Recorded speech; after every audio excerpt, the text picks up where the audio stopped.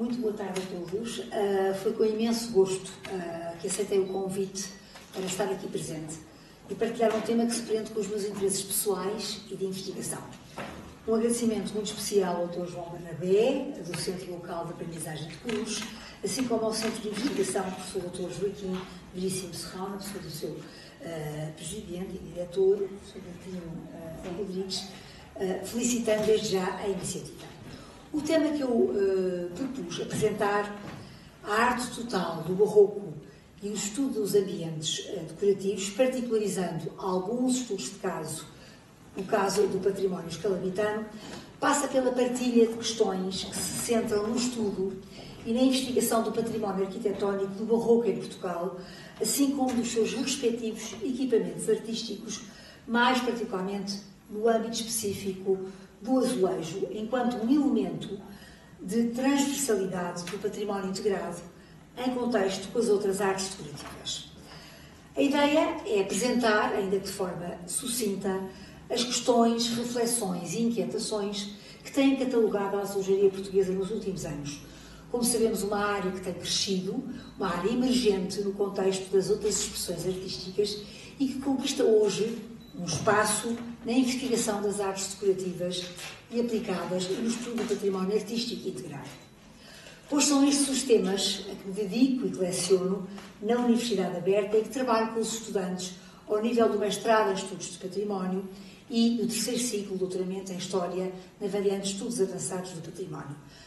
Aqui, desde já, destaco a presença, e é este o exemplo, que tenho muitos estudantes espalhados em vários sítios do país e que têm dado fruto das suas investigações e, sobretudo, que têm publicado os seus trabalhos, como é o caso do Dr. António Valente, que acompanhei na sua dissertação de mestrado, já publicada e que também continua no doutoramento.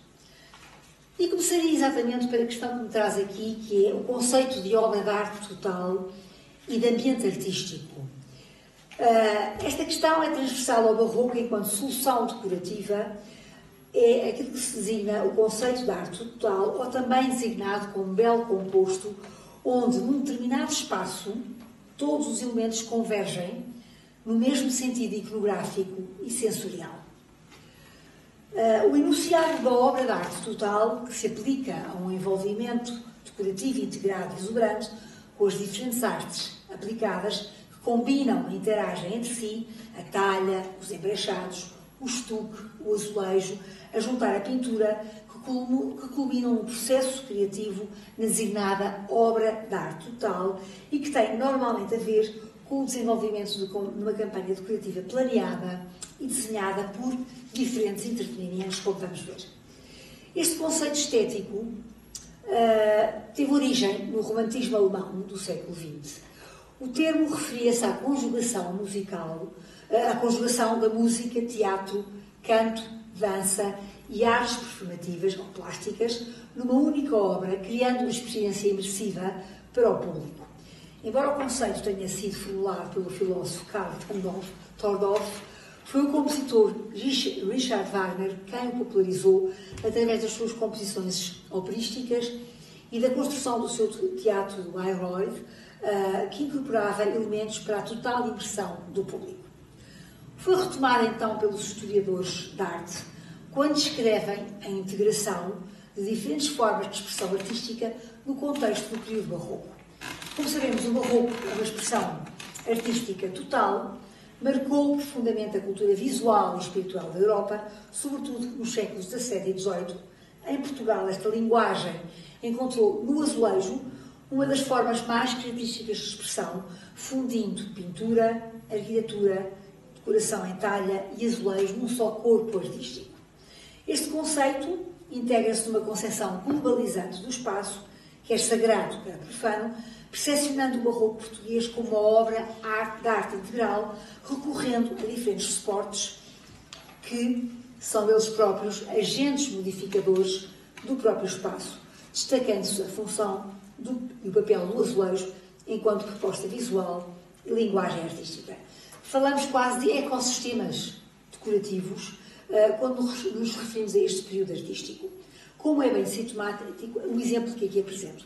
Trata-se da Igreja da Misericórdia de Évora, que tem uma série de campanhas de obras, sensivelmente no mesmo período: a Capela do Santo Cristo, cerca de 1700, o retábulo e a pintura atribuída a Francisco da Silva, situamos entre 1710 e 1714, a pintura da parte superior da nave, Francisco Lopes Mendes, 1714, e por fim, Manuel Borges, António de Oliveira Bernardes, 1715 e 1716. Portanto, temos aqui um programa completo, integrado, com as diferentes suportes artísticos, a culminar num único espaço arquitetónico. E depois aqui também Francisco Lopes Mendes e Filipe de Santiago em 1729. Como veem, entre 1700 e 1729, nos primeiros 20 anos do século XVIII, temos aqui uma campanha decorativa muito integrada, em que a pintura, a obra da talha e o azulejo se combinam num único espaço. Temos assim também assistido nos últimos 20 anos a um renovado interesse pelo património integrado e à divulgação de um conjunto de estudos, trabalhos e publicações sobre a azulejaria portuguesa, propondo-se cada vez mais uma releitura desta produção artística que tende a ser cada vez mais integrada e combinada com as outras artes decorativas. Daí a proposta e a designação de património integrado. Nesta minha apresentação, vou-me focar primeiro no aspecto da contextualização e enquadramento da produção artística do azulejo do período barroco e depois particularizar o património azulejar no caso de alguns ambientes decorativos aqui do património escalabitano da região. Sabemos também que o azulejo assumiu um protagonismo notável na forma como foi utilizado desde sempre em Portugal. E num contexto geográfico atlântico, sobretudo entre os séculos XVI e XVIII, e no século XIX, XX e XXI, o azulejo continua a ser um suporte artístico da maior intenção para até sobretudo para artistas contemporâneos, e assimila, como sabemos, gostos, estéticas, técnicas de origem longínqua e diversas. O azulejo, não sendo português, ele não nasce em Portugal, Portugal tem sido sempre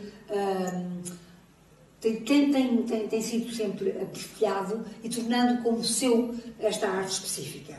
Foi utilizado, como sabemos, com caráter monumental desde o século XVI, eu escolhi aqui alguns trechos, e muito mais entendido como um simples elemento decorativo. Ele foi modelador da arquitetura, regularizador, situando-se deste modo muito para além da sua função decorativa.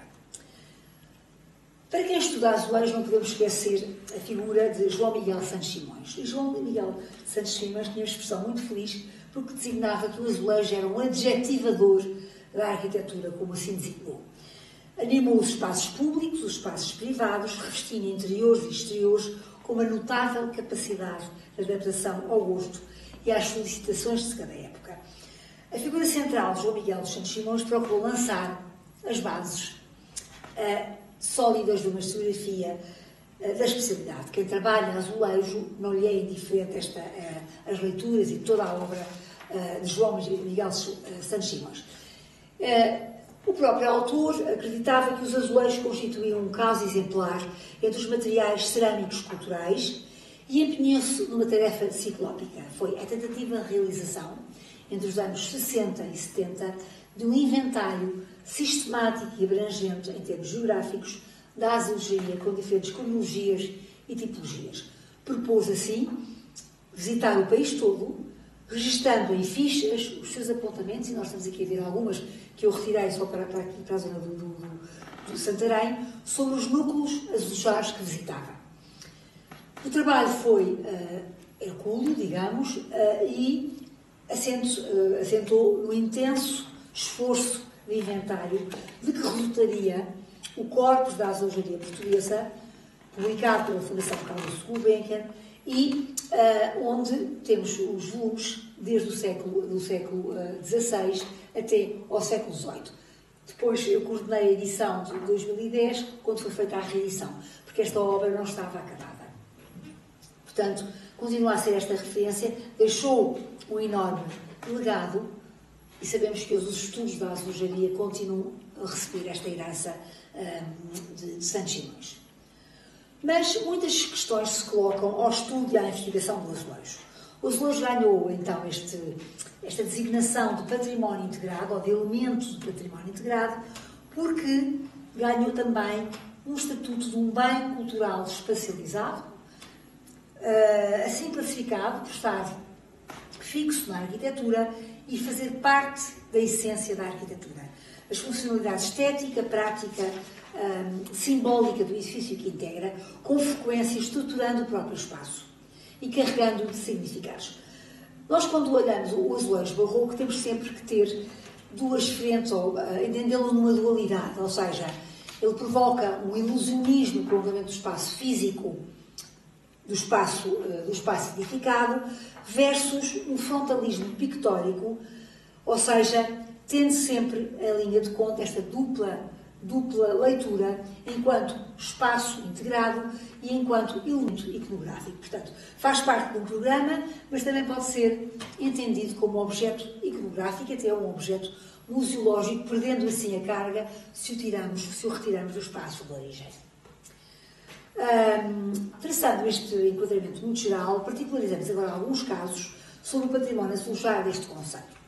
A riqueza azulejar pode ser observada em numerosos edifícios no concelho de Santarém, que testemunha bem a importância que esta região foi tendo ao longo do tempo. E entre os vários espaços e ambientes forrados por estes revestimentos cerâmicos, há uns que sobressaem pela sua riqueza de género em território nacional e exigem uma visita obrigatória para todos aqueles que dão ao azulejo o espaço que ele merece no contexto das artes decorativas.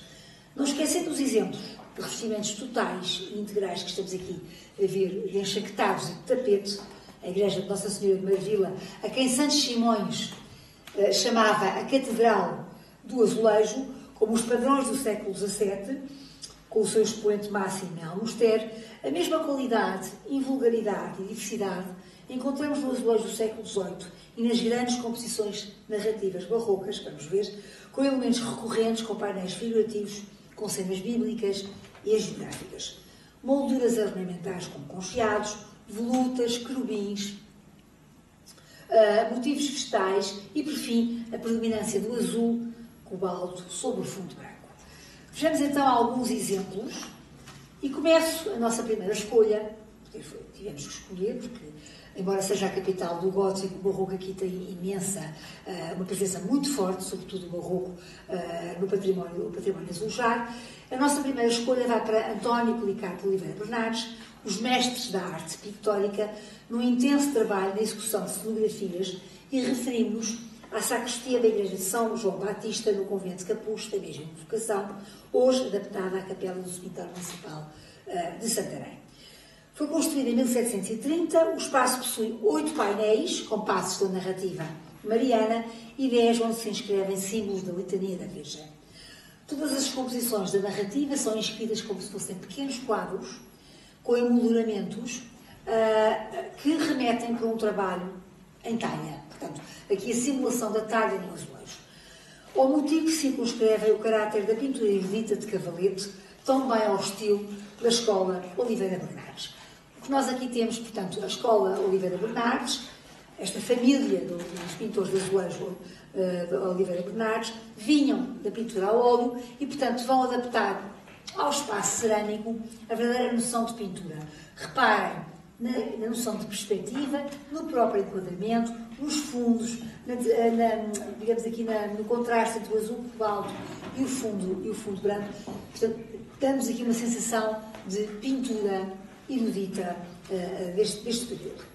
Algumas cenas seguem o modelo e a matriz gráfica, como o Nascimento de Maria, baseado nesta gravura de 1728, de Robert van Werdermaert, a partir da pintura de Aníbal Carracci.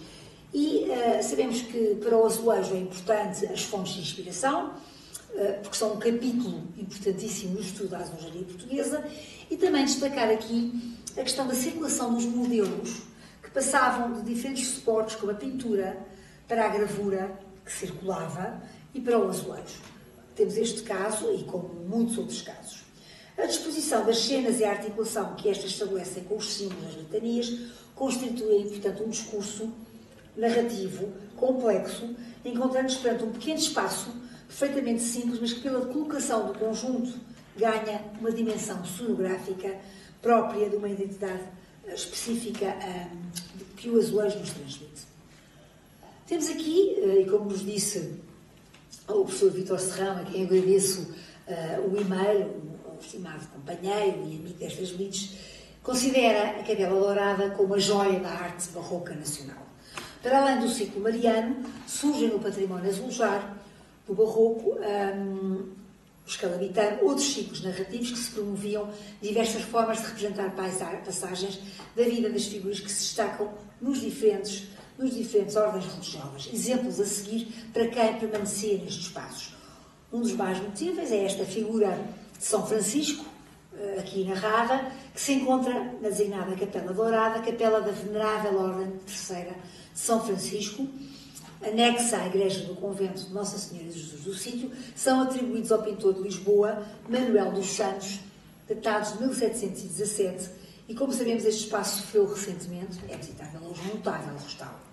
Concebida à semelhança de grandes tapeçarias, encontramos 6 painéis, onde São Francisco é o protagonista, a revestir 4 paredes estreitas que dividem este espaço.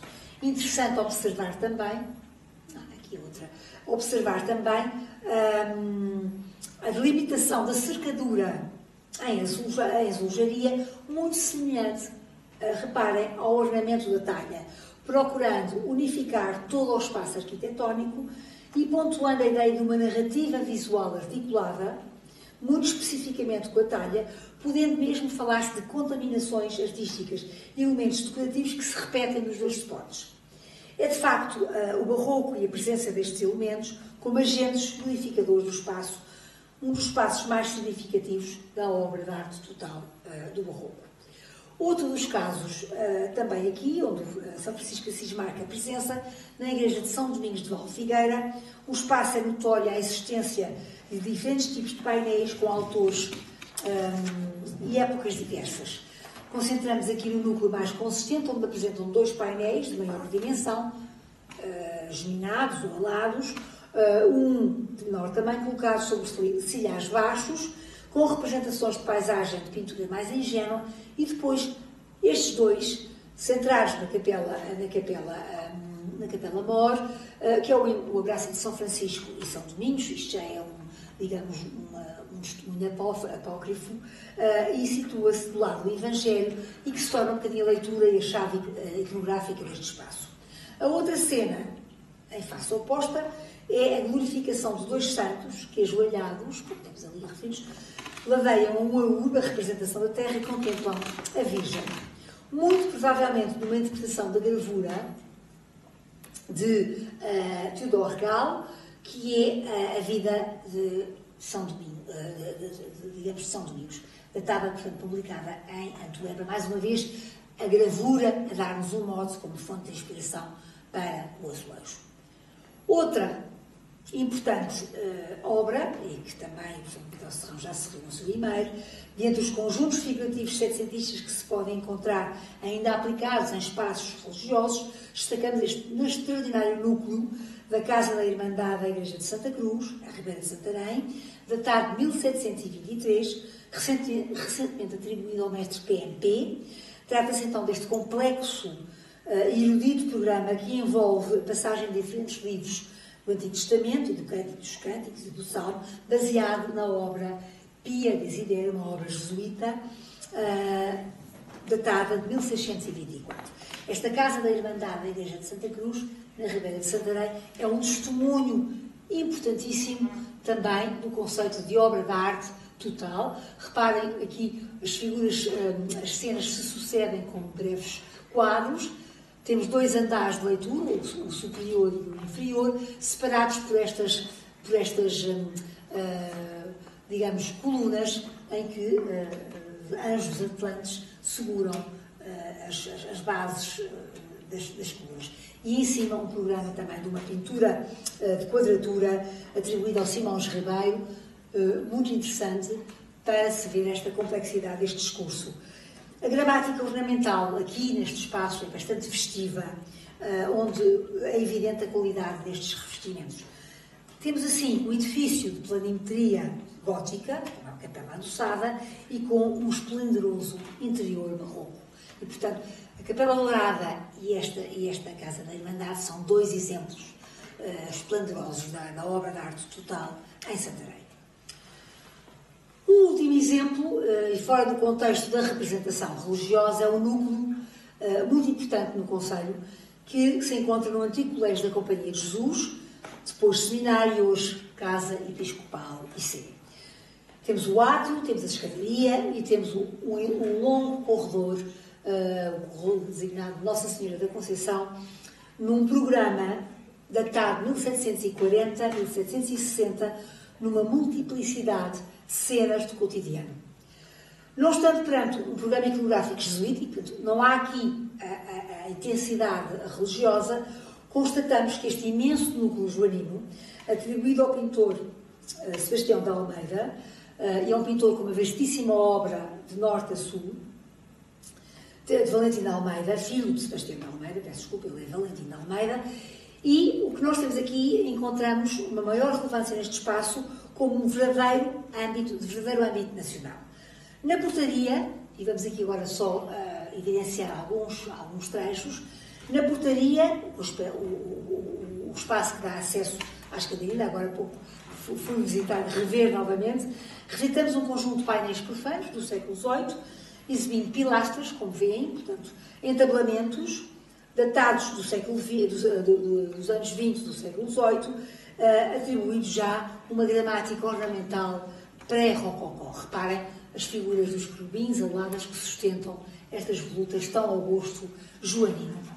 A escadaria, que nos remete para o andar superior, está revestida com cenas venatórias. Normalmente as escadarias, a presença das cenas de caça, porque, enfim, dão-nos aquele dinamismo do movimento e cenas de grande criatividade e, sobretudo, um cuidadoso trabalho do ladrilhador. Nós já vamos falar um bocadinho do ladrilhador, o interface entre o pintor de azulejo e aquele que coloca o azulejo, portanto, a grande mestria de ser uma escada inclinada e, portanto, ter que cortar os azulejos oblíquos para dar esta sensação de movimento. E peço desculpa, este grandioso e majestoso átrio é um corredor, é um documento visual importantíssimo e plástico, extensíssimo, e que é, de facto, esmagador aos nossos olhares contemporâneos, por causa da imensa escala. Este corredor de falsas abóbadas apresenta-nos um elenco de temas de cotidiano, onde não há uma cena igual, uma campanha muito individualizada e onde o azulejo irá aproveitar aqui esta capacidade de vibração lumínica, assumindo-se como um veículo transmissor da representação mundana do universo social. E o que é importante aqui destacar é que são cenas de cotidiano num espaço religioso, e há aqui este confronto entre a vida terrena e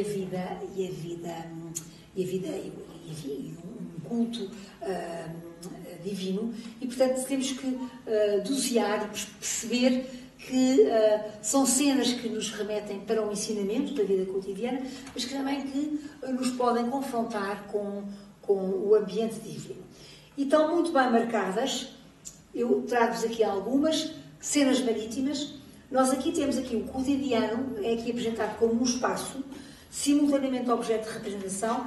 Elas são dispostas sem nenhum sentido determinado, mas elas multiplicam-se e sucedem-se em exemplos de narrativas, quer monocénicas, de uma só cena, quer policénicas, de várias cenas, que se desdobram e que se esgotam. Por exemplo, embarcações, pontes, riachos, chegadas e partidas de bergantins, galeotes, povoam o universo, portanto, cenas marítimas temos aqui várias. Temos as cenas de caça, novamente, que são os temas mais abundantemente representados neste corredor. É interessante perceber, e até a maneira de ver este corredor é filmá-lo, porque ele é um corredor imenso, onde as cenas se sucedem, e é muito interessante ver a captação deste movimento. As arquiteturas imaginadas, reparem aqui, palácios, lógias. O pintor recria ambientes entre a ficção e a realidade, colando, justapondo, acrescentando outros elementos deste universo gráfico. Obviamente que tudo tem o fundo, e tudo tem uma base nas fontes de inspiração, que são as gravuras, onde a mestria e a criatividade do pintor de azulejo vai recriando todas estas cenas. Também é importante a introdução de ambiente, de elementos exóticos. Reparem, estas figuras trajadas, orientalizantes, digamos, aqui a presença da palmeira, portanto, é tudo a flora, a fauna, tudo um interessante universo de um cotidiano, muitas vezes, cuja fronteira entre a ficção e a realidade era esbatida. Encontramos também, este edifício é magnífico, tem uma série de campanhas de obras, e encontramos 6 emblemas legendados associados a São Francisco e São Domingos, num invulgar gosto rocaille, que se encontram no átrio do refeitório. Temos aqui, trata-se deste invulgar conjunto com outro, que é com elementos de composições que simulam um bocadinho a cantaria. Reparem, aqui as 6 litanias da Virgem associadas à Virgem ao Rosário, que temos também com as inscrições. Eu estudei este programa decorativo, está num capítulo do livro ali do Museu do Suzano, onde eu fiz um capítulo sobre tudo isto, onde posso depois também dar esta referência bibliográfica. A sala de atos, já bastante um bocadinho mais tardia, construída à semelhança de outras salas de colégios da Companhia. Évora nós temos assim, temos a mesma tipologia arquitetónica, dependências, funcionou aqui o Liceu de Santarém, como nós sabemos, e encontramos já silhares atribuídos à produção da Fábrica do Rato, neoclássicos, muito distantes já do universo barroco, onde os medalhões se sucedem em elementos já mais gráficos, florões, festões, uma gramática decorativa muito diversa. Também já do período neoclássico, eu queria acabar aqui já introduzindo um bocadinho do neoclassicismo, a Igreja da Misericórdia em Santarém e a Igreja de Santa Maria da Alcáçova, com composições que simulam, lá está, a cantaria e o medalhão inscrito no espaço e no silhar. 6 obras da Misericórdia, o contraste já, a introdução da cor, o verde e o amarelo que marcam este período. Mas temos agora, só para sintetizar, pelos estudos que referimos, e retomando a questão inicial sobre os ambientes decorativos, uma vez mais, sobre a obra da azulejaria, o que é que envolve os seus diferentes intervenientes, os diferentes momentos deste processo criativo, colocam-nos também algumas perguntas e alguns problemas. Ou seja, uma obra de arte total necessita de um programa total. Como é que na prática é conduzida esta articulação entre as várias artes num programa de arte total? O programa iconográfico articula-se com as diversas artes. Estas são algumas questões que são levantadas.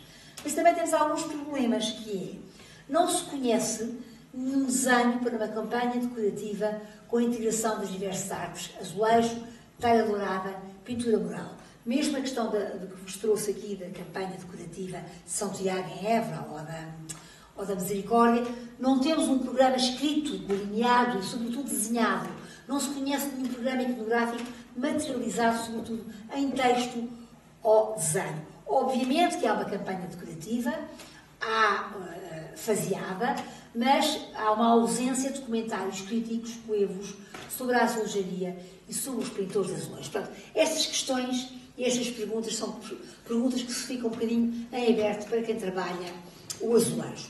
Compreender a complexidade da organização de uma campanha decorativa em azulejo do século XVIII são hoje as questões centrais no estudo e na investigação do património integrado.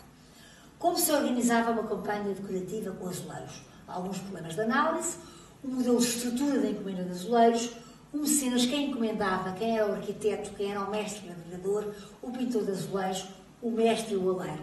Isto requer ainda muito trabalho de arquivo, um desbravar imenso, porque não há, de facto, não vão aparecendo documentos únicos que nos dizem, de facto, quem é como é que se organizava toda esta campanha e toda esta decoração integrada. Os protagonistas, nós sabemos que o processo artístico do azulejo começa pelos oleiros, pelos pintores de azulejo, o ladrilhador, aquele que aplica o azulejo, o arquiteto, normalmente aquele que coordena a obra, o escultor, que também da talha, o entalhador e, por fim, toda esta organização do complexo, do programa total, aquilo que eu designo como obra de arte total. A autoria múltipla, muitas vezes anónima, não conhecemos o mestre PMP, a Escola Oliveira Bernardes, ou os pintores, mas, por vezes, os pintores do século XVIII não assinam a sua pintura, a adaptação dos azulejos à arquitetura, o domínio da tecnologia dos materiais cerâmicos, o discurso iconográfico e o programa decorativo originais são o resultado da colaboração dos diversos intervenientes.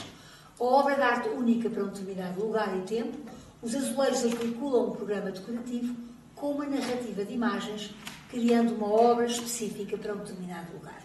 A produção de azulejos integra um conjunto de ideias presentes na produção intelectual e artística de Portugal. Portanto, eu queria agora, em jeito de síntese e de reflexão, de conclusão, isto é um programa, enfim, são questões que vos trouxe muito em aberto e que necessitam de um constante aprofundamento e de investigação. A paisagem cultural de Santarém encontra no azulejo um elemento fundamental de construção identitária, revelando um conjunto de exemplares que cobrem momentos mais significativos da história da azulejaria portuguesa. O azulejo nesta região demonstra de forma invulgar uma das mais destacadas características de expressão artística nacional, a sua articulação com o espaço envolvente e a capacidade de diálogo que se estabelece com as outras artes decorativas e assim esta estreita ligação com a arquitetura. O azulejo barroco, o barroco azulejado calabitano, que trouxe aqui também imagens de períodos anteriores, representa um dos monumentos mais ricos da arte portuguesa, não apenas pela beleza formal, mas pela forma como articula linguagens artísticas numa única visão simultaneamente espiritual e decorativa. Ao estudarmos estes ambientes, compreendemos não só a estética barroca, mas também as estratégias visuais que a Igreja e a sociedade portuguesa do antigo regime impunham, ou se recorriam. Os exemplos encontrados em Santarém confirmam a importância do azulejo como protagonista da arte total barroca e como um elemento fundamental da identidade visual portuguesa. Muito obrigada.